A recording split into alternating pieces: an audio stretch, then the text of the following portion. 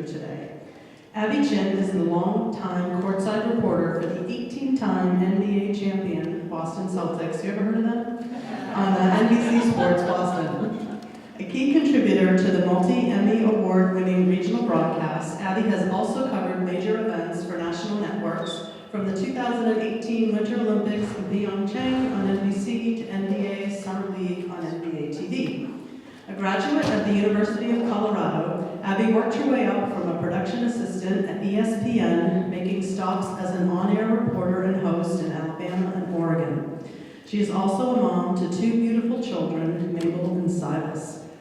Before Abby comes to the microphone, we're doing it this way? We have a brief video? Okay. Okay. We have a brief video broadcasting some of her career highlights.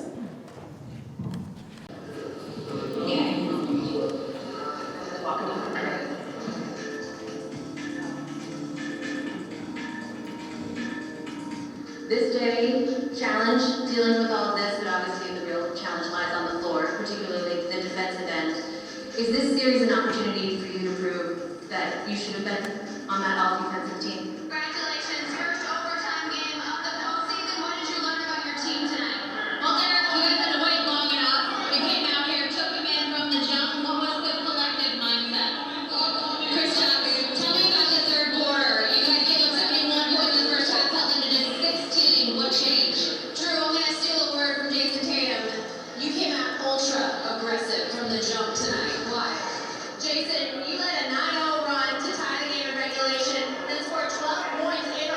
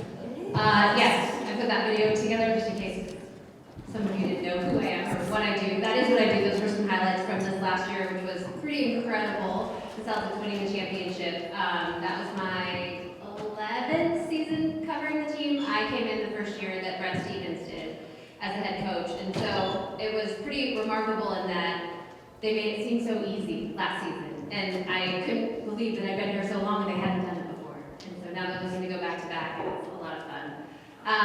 But my plan today is to kind of just tell you my story, how I got here. I have some tangents along the way, and I'll try to keep it on track, but I feel like that's the best way to, I don't know, describe how I got here and what I do now. So I am one of 3 girls. I grew up in a suburb in Denver, Colorado. My mother is from Ohio, farm. She grew up a farm girl, blonde hair, freckles, blue eyes.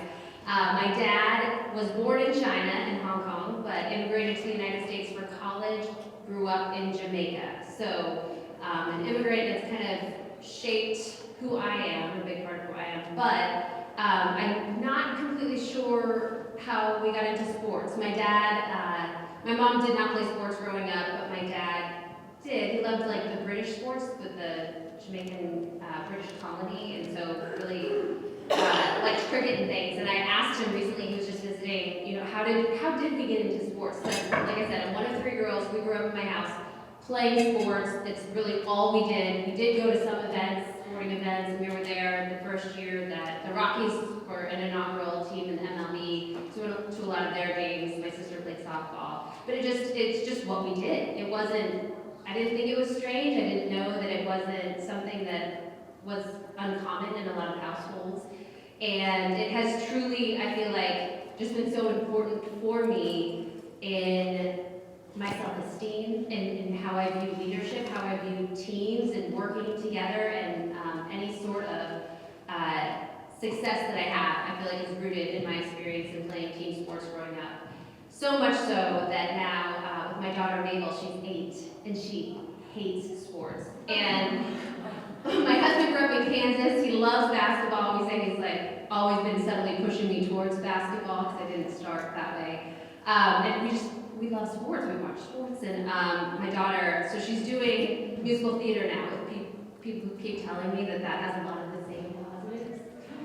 So we'll see how that shakes out. But we have tried her in soccer. We have tried her in softball. Nothing has stuck yet. So I'm still crossing my fingers. I know she's only 8. It's a silly thing. But I really feel that playing sports and being in a group and being part of a team is so important for many women, particularly when it comes to confidence and self-esteem and meeting other people who you might not meet just through your school, but also and then learning those leadership attributes that can be so important in the professional world and what we do. So I grew up in Colorado. I went to school at the University of Colorado, and I honestly didn't know that you could just do sports until I got there. I took a sports broadcasting class. I thought you had to be a really good newspaper writer, and then they promoted you to do sports, and then from that they promoted you to be on TV. So it was there that I discovered you could just do sports.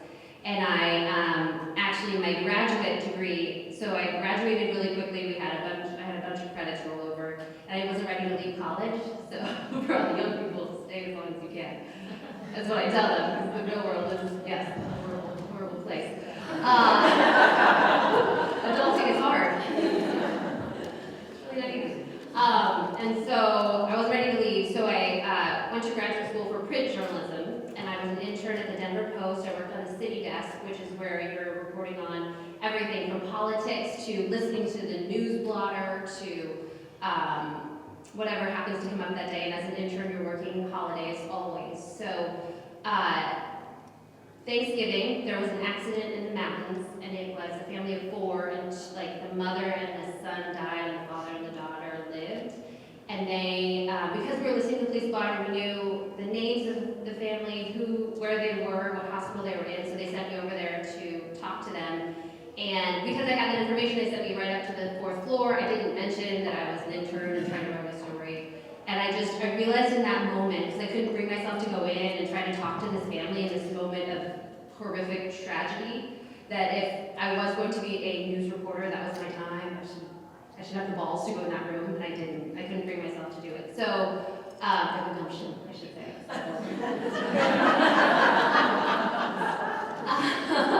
So that was the day I realized I wanted to do sports, and I only wanted to do sports. And so that has evolved. There have been a lot of issues that come up in sports that we tackle and touch on from time to time, but nothing as tragic as that I've had to personally deal with. So that was a revelation for me. My first job out of college was at ESPN as a production assistant, so completely behind the camera.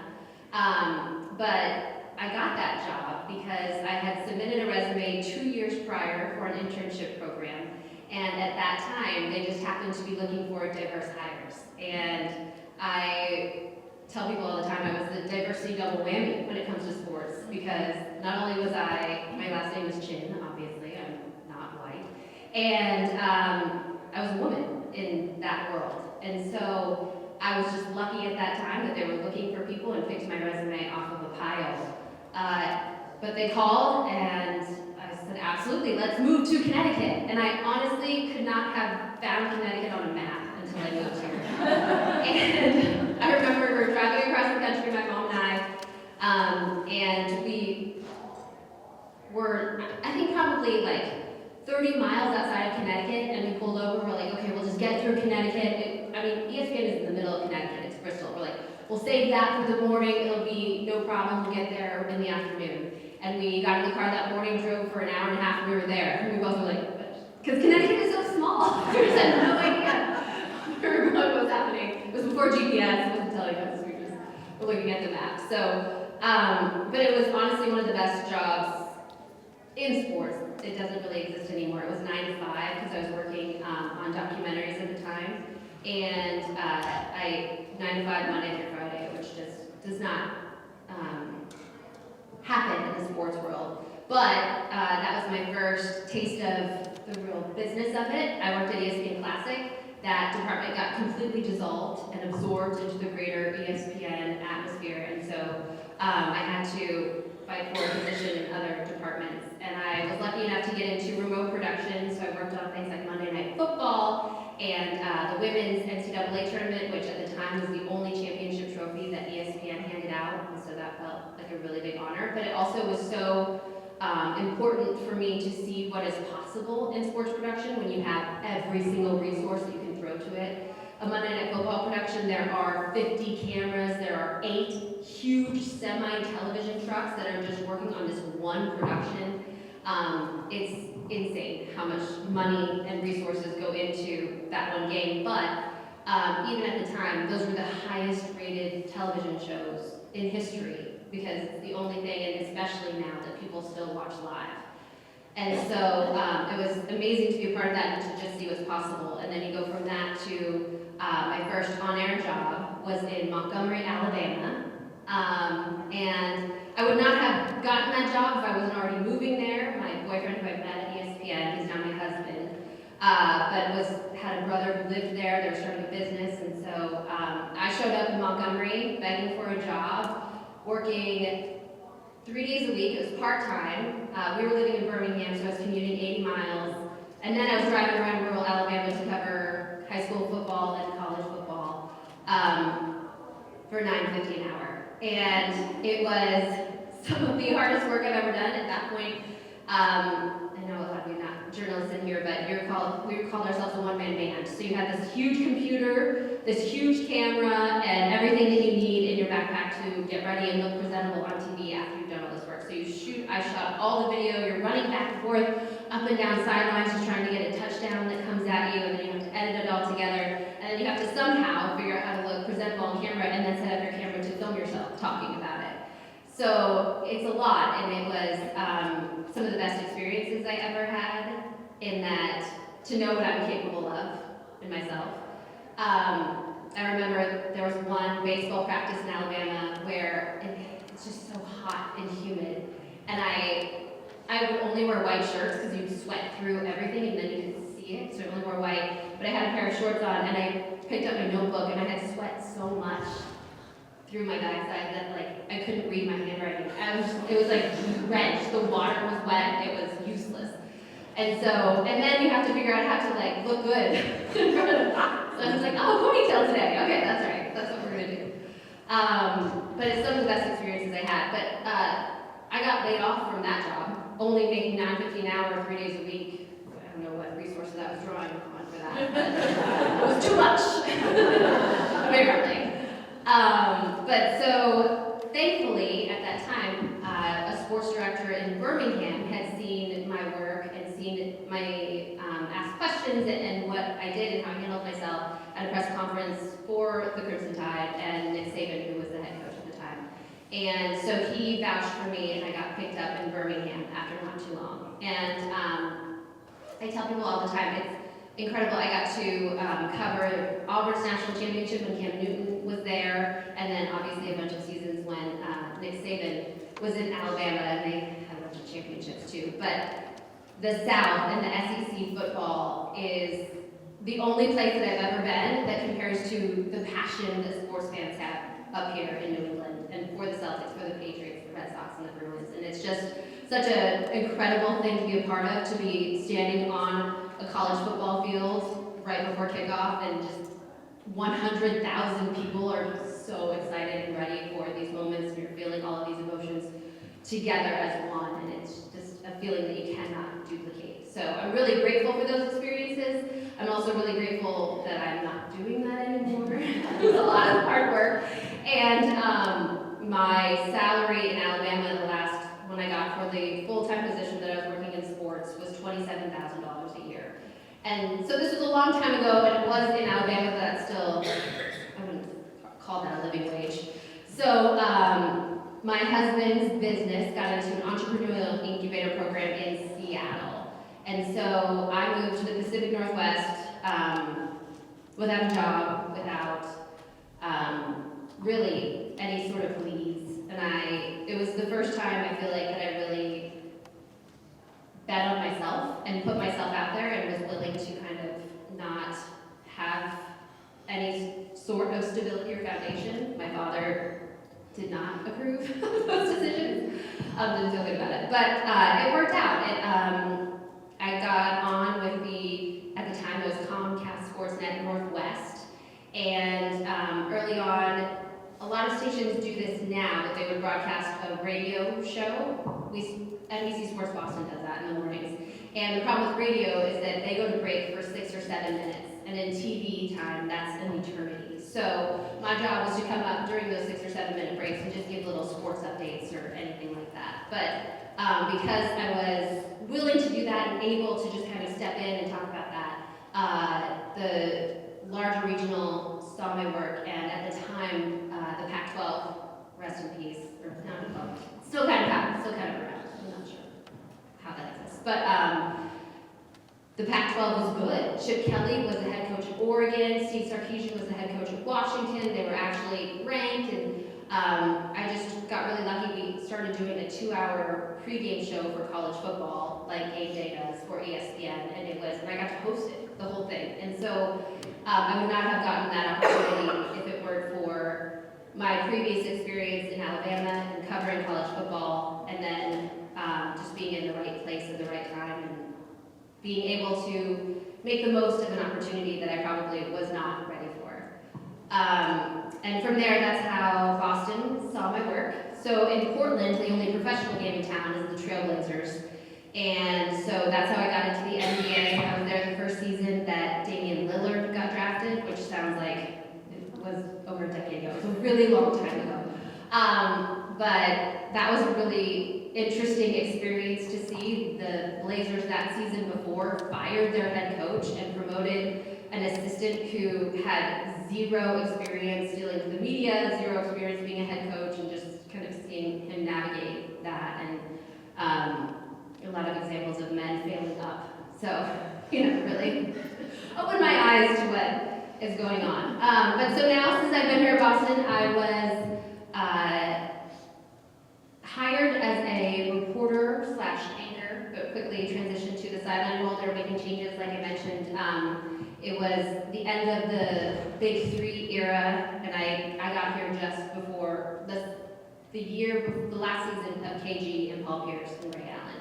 So that summer, the entire franchise went through a bunch of changes, and then they made some changes to the broadcast crew, and I just happened to be in the right place at the right time. But like I mentioned, that was 12 years ago. Since then, I've gotten married, had 2 babies, walked the sideline twice at 9-10 months pregnant, and now I'm here. And last year I got to cover a championship, finally.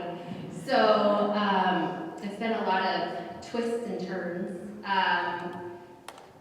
now that I am a silent reporter, like I mentioned, I feel like with my first pregnancy, it's not that I was hiding it, but I didn't necessarily address it, didn't talk about it. It was, I didn't want to be seen as someone that you had to make accommodations for. Because I feel like women in sports in a male-dominated industry, I just did not want to be seen as different. We're all just looking for, there's a lot of debate about whether women belong in the locker room. And my argument is we just want the same access. It doesn't matter where it happens, it just should be equal, and it should be the same across the board. So if it needs to be the locker room, fine, I'm happy to go there. Not happy, I am prepared to go there. So one of my first interns was in Denver, and the local news station, I was in in baseball they call it the clubhouse, the Rockies clubhouse, and they said they're like, whatever you do, just keep your eyes up. There's one reporter, known as the pecker checker. They're like, just keep your eyes up, whatever you do.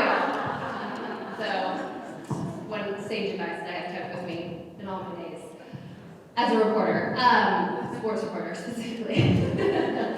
But I will say, and it's been amazing. So that first pregnancy, I really just felt like I wanted to get through it, and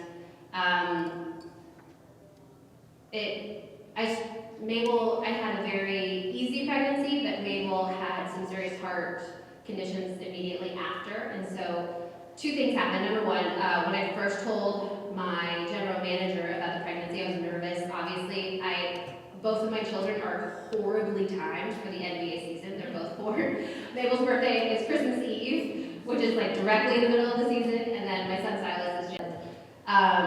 But so to tell them that I'm going to miss 3 months of the season, right in the middle, did not feel good. I was nervous about it. But that first general manager, his name is Bill Bridget, and I will never forget it. And he told me, and he had kids, thankfully, but he just said, Abby, you work for a regional television network.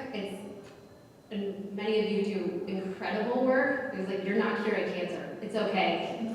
Take your time. Enjoy this. This is the only time you're gonna have your first baby. Like, don't worry, your job will be here when you get back. And that was, I mean, they talk about allyship, and that was just the most incredible thing that he could have said to me and put me at ease and made my maternity leave so much better. I know a lot of women who, in higher, probably, positions than me, or just more on national networks and things that have not had that luxury and have felt the pressure to come back 6-8 weeks, and I just cannot even imagine having to do that.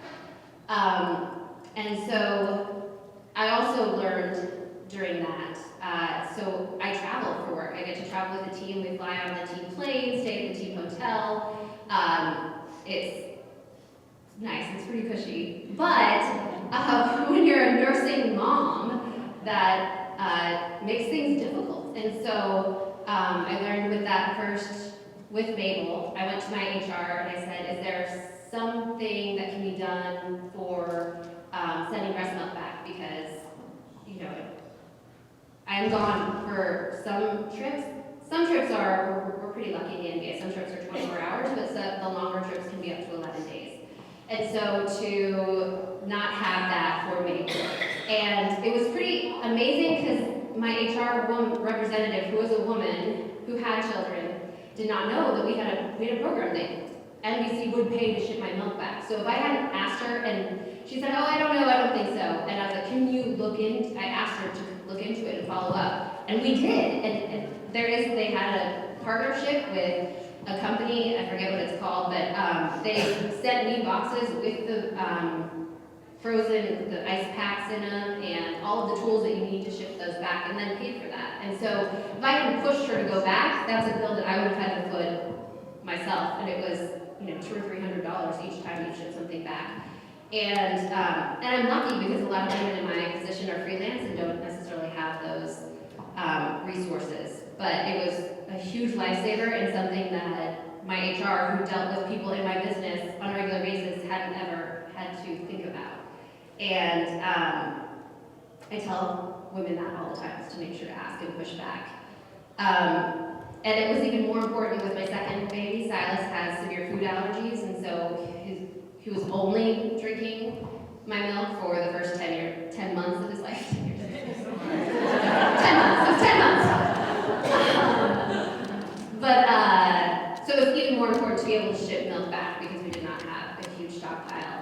But I tell that story because the second time with Silas, I wanted to embrace it. I tried really hard to, if not showcase it, but talk about it, be open with it, wear clothes that showed off my baby bump, because it's something that I obviously was in a different place in my career, felt much more confident, and that I was in a more safe space when it comes to job security and things, but also because I felt like it was really important, and a lot of women don't see that side of it. I remember my husband, so he went to Timeout Pizza before one of the games when I was very pregnant with Mabel, the first one, 8 months pregnant, and he overheard a conversation in the booth next to him, like, what happened to Abby? Did she get fat? And like, I feel like she looks different lately. And Mike just sat back and was like, you're an idiot. So it was like two things. Number one, was that I cannot base a lot of my self-esteem on others. But number two is that while fans are wonderful and they are paying such close attention to the team, they're not there every day. They don't see that I do talk about my pregnancy on TV and our own shows, and I'm not trying to hide it. They just, pop up and like, oh, did she get fat? Which is a whole other mental thing about getting fat on television, which is not fun. But people just aren't thinking about you as much as you are thinking about them, and I try to remind myself of that all the time. So the second pregnancy, I really tried to embrace it, and I feel like it's been I'm glad at it. America Ferrera has this TED Talk about how that's your superpower, and I, as of late, have been really trying to embrace that being a woman in sports in this male-dominated world, this is my superpower. I bring a perspective. My body has done things that, even though you're an amazing elite athlete, my body has done something that you cannot do and never could. And I'm proud of that. And I feel like that also, my experiences as a mother inform my questions, my perspectives, the way that I look at something, the way that I look at a situation that a man wouldn't. And I feel like I spent so much time trying to shy away from not talking about my clothes or my makeup because I don't want it to take away from the job that I'm doing. But I feel like it's all part of it. It's all part of me, and I feel better and more confident being able to talk about that and be open about it and showcase that is, and it's fun. Who doesn't like getting dressed up and putting on makeup and doing your hair? I mean, maybe not everybody, but it is fun to do it, and I feel like I get to do it too much, but I don't work in the summers right now. I'll get to that. And I feel so much different when I wake up and I blow dry my hair and bring out the curling iron, and it's just raises my self-esteem and confidence when I walk out the door. But I don't work summers anymore because I'm freelance. So during the pandemic, I was laid off again by NBC Sports. It was pretty crazy at the time. It feels like it was a line item. The larger NBC corporation just went through and said we will no longer have sideline reporters. So anybody who had a sideline reporter title beside their name was just gone. And that was heartbreaking for many reasons. First of all, because I felt like it was nothing that I had done. First of all, it's because my dream job was ripped away, and not for something that I had done. Not that I could have done a better job, or I felt like I gave it 100%, and it was still just taken away out of my control. But number two, it felt like my supervisors and managers, I don't view myself as just a sideline reporter. I try to be versatile. I can host. I can do many other things. And so for the people that you work so closely with every day, who are supposed to be on your team, to not see that and not be willing to step up for me in those moments was really, really upsetting. So the thing I remember from that night after finding out, and like I said, I wasn't the only one. There was many people, and it was obviously that time of the pandemic. But I drank 2 margaritas, like in the span of a half hour. And my husband went to take a shower, and he came out, and I was in the fetal position on the couch, just bawling, like, how did I get here? Why is this happening? But It was really good for me in that moment because it was the first time I feel like that I truly advocated for myself. Our pre and post game host, I got lucky actually, got a job in California. So there was a position open to host our pre and post game shows.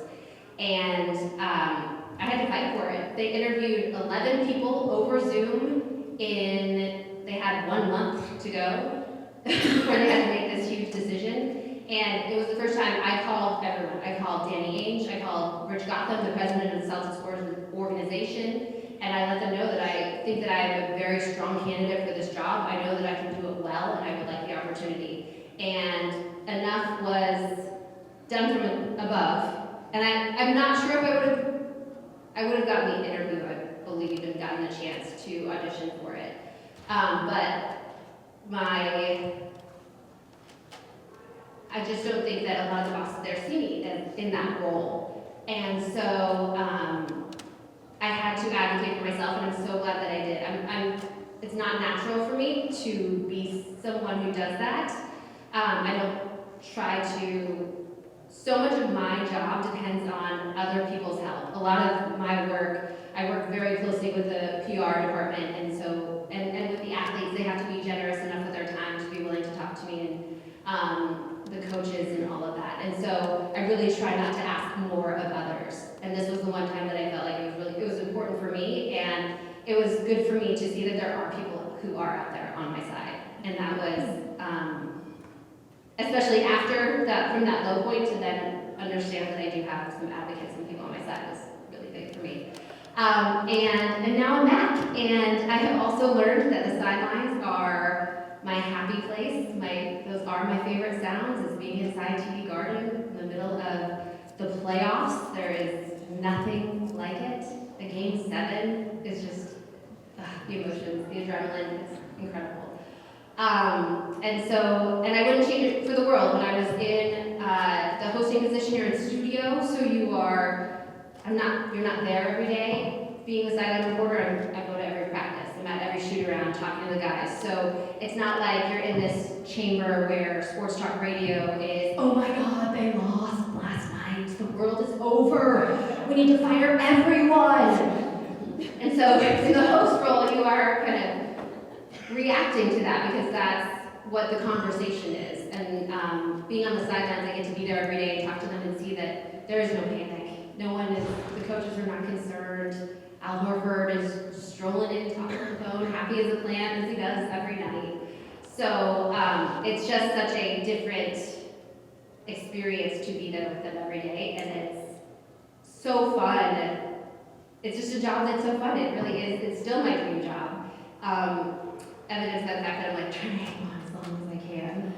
And it's crazy to think that, so now that I'm older and have all these decades of experience, with the Celtics, you draft the players. Jason Tatum was 19 when he was drafted by the Celtics. So to come in and to try and find some common ground with them is what is exciting. Like, they play 82 games in the regular season, and then there are playoffs, and it's still such a challenge for me every day to find something different to talk to them about, to find a different angle, to find stories that have not been told yet. And so that's what still excites me about the job, and then also going for the first back-to-back championship since 2017. So, go Celtics! That's